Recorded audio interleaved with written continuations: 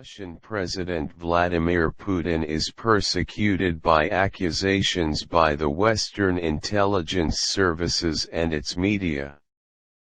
These charges meet the fears of Western leaders that Putin will strengthen his grip on the Kremlin for many years to come. Once, Putin is accused of interfering in the White House elections, and once he scored a victory over the European Union by supporting Britain's exiting team. The Russian embassy in London was a partner in the Brexit campaign. And in a third time recently, when U.S. intelligence reports stated that Putin had paid money to elements linked to the Taliban movement to kill American and British soldiers in Afghanistan. According to official U.S. information that was shared with British officials, it was Unit number 29155 in the Russian military intelligence agency that promised to pay the Taliban money. Interestingly, this unit is the same one that two of its members attempted to kill the Russian opposition Sergei Skripal, who was a former military intelligence officer, with the poisonous Novichok gas with his daughter in the British city of Salisbury in March 2018. Despite the protest of the British Prime Minister, Theresa May, at the time, and the approval of a package of British sanctions on Russia, Putin's denial was categorically, "We have nothing to do with it." As every time when it comes to Russian interference in American affairs, the Donald Trump administration finds itself facing criticism of this intervention. In the matter of paying Taliban money, critics said that the U.S. intelligence report accusing Putin was on Trump's office 5 months before the New York Times revealed it last month. But no one in the Oval Office paid attention to the matter, either because Trump did not want to anger Putin in the run-up to the presidential elections, or because dangerous information on the size of Taliban members killing U.S. soldiers would frustrate Trump's plan to strike a deal with this movement. In any case, Vladimir Putin goes on his way as the absolute ruler of Russia, to enter history in competition with Empress Catherine II, who ruled Russia for 34 years, from 1762 to 1796, while the recent constitutional amendment will allow Putin to exceed it by 2 years, if he remains on the throne of the Kremlin until 2036, prolonged, God are you years old, when he has reached 84 and has remained in power for 36 years, moving between the presidency of the state and the presidency of the government, and an effective ruler in all cases. When asked to amend the constitution, Putin told the Russians, "We do not vote on these amendments only as legal rules. We vote for the country we want to live in and which we want to pass it on to our children and grandchildren." It is the feeling that has gripped Putin since assuming leadership of Russia, that these countries will become an orphan, and will return to the period of weakness that accompanied the collapse of the Soviet Union when he was absent from the stage. It is this feeling that drives Putin to impose complete hegemony over decision-making centers at home, and to suppress any opposition that might appear in his face, but it also pushes him to try to penetrate the decision-making center in Western countries, and to exploit the democratic game in them to serve Russian interests. In an important book entitled Putin's Men, How the KGB Recovered Russia and Goes to the West, by Catherine Pelton, who covered Russia for many years as a reporter for the Financial Times and established a network of relationships with Kremlin officials, Russian diplomats, and intelligence agents, Troy, the story of Putin's rise, and how he formed a network of former KGB officers.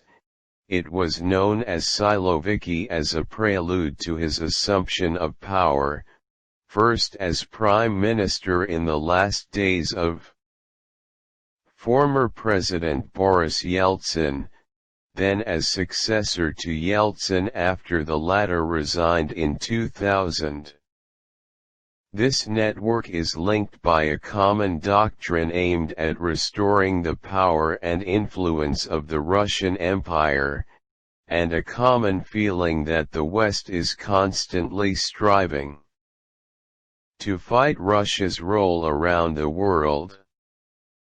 The two revolutions in Georgia and Ukraine in 2004 and 2005 reinforced Putin's fears that the West was working to overthrow his power, hence the exceptional response to military intervention in eastern Ukraine and the occupation of Crimea, which he carried out despite widespread opposition from the international community. Catherine Pelton also recounts how the Putin regime is paying money to Western parties that adopt extremist ideas. Whether it is right-wing or left-wing, such as the National Front in France, the Five Stars movement in Italy, the right-wing Jobbik Party in Hungary, and the Brexit group in Britain. What unites these parties and movements is their hostility to the European Union and NATO. Of course, Russia's interest is clear in weakening the Atlantic and the European Union, especially after they opened the door for the three Baltic states, Lithuania, Latvia, and Estonia, to join them. This step doubled the concern of Russian politicians and their intelligence services about Western advances to the borders of the Russian Empire. In response to this, the reports of Western intelligence agencies, especially the American and British, gathered on the Russian attempts to interfere in the exchange of power in European regimes, which the Soviet Union failed to achieve in its height of influence, despite the expansion of the network of communist parties in European countries at that time, especially in Italy and France. Among the most prominent reports was leaked by the U.S. Central Intelligence Agency, CIA, about the Kremlin's role in supporting Trump's campaign to win the presidency in 2016, and he is known for his hostility to the influence and cohesion of the European Union, and his constant criticism of NATO. In Britain, the testimony of Christopher Steele, who was working in the British Intelligence Service, MI6, before the Security and Intelligence Committee in the British House of Commons, was scandalous. When he dealt with Russia's role in supporting Trump's presidency, as well as supporting Boris Johnson and his aides' campaign to win the referendum to leave the European Union that took place in 2016. As a result, that committee prepared a report dealing with the Russian role, and it was ready last October, but Johnson refused to disclose it, so as not to affect, as his opponents say, on the results of the last elections, in which he won by a large majority last December. This report is still sleeping in the listings of 10 Downing Street today.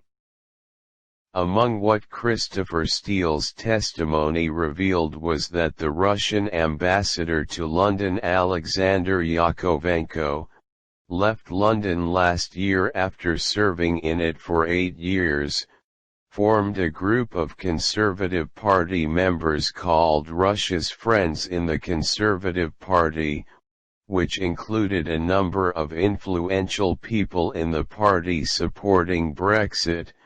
Among them was Carrie Symonds, Boris Johnson's friend and mother of his last child, and Nigel Farage, the most prominent figure in the Vote Leave movement, who was the spearhead in the Brexit campaign. A war open to influence and interests between Russia and the West, in which there is nothing like the conflict of beliefs that existed at the time of the Soviet Union. In this war, Putin's strong grip on the Russian interior, in politics and economy, is the most powerful weapon in the face of a disjointed West that is unable to formulate a unified policy facing that grip. Russian President Vladimir Putin is persecuted by accusations by the Western intelligence services and its media. These charges meet the fears of Western leaders that Putin will strengthen his grip on the Kremlin for many years to come. Once, Putin is accused of interfering in the White House elections, and once he scored a victory over the European Union by supporting Britain's exiting team. The Russian embassy in London was a partner in the Brexit campaign. And in a third time recently, when U.S. intelligence reports stated that Putin had paid money to elements linked to the Taliban movement to kill American and British soldiers in Afghanistan. According to official U.S. information that was shared with British officials, it was Unit number 29155 in the Russian military intelligence agency that